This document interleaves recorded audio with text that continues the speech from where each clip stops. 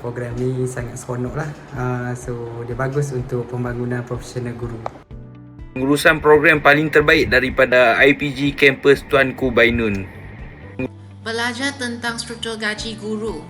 Assalamualaikum warahmatullahi wabarakatuh. Pertama sekali saya rasa bersyukur dan seronok kerana dapat menyertai program transformasi minda kali ini, kerana banyak ilmu-ilmu baru yang telah diajar oleh para pensyarah daripada IPG Kampus Tuanku Bainun.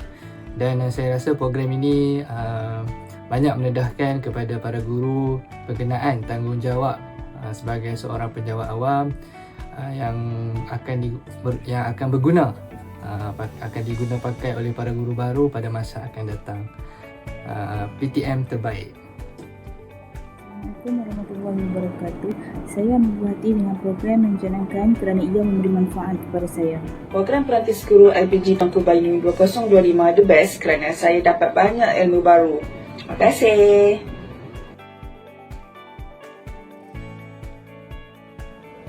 Selamat Maju Jaya. Guru Cemerlang hingga transformasi. Sama-sama kita jayakan Malaysia Madani. Selamat berjaya kepada rakan-rakan semua.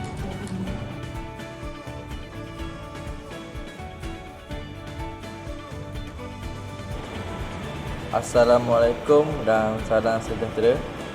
Saya Burhanuddin bin Muhammad Zahari, Penghulu Kumpulan B. Saya mewakili ahli kumpulan saya untuk mengucapkan terima kasih kepada para teknikal, panel-panel dan penceramah-penceramah yang berkongsi banyak maklumat, ilmu pengetahuan sepanjang program PTN edisi 2 2025 ini.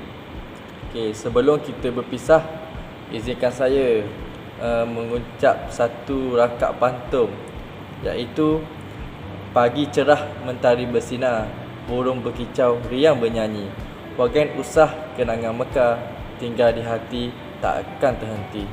Okey, sekian daripada saya. Terima kasih.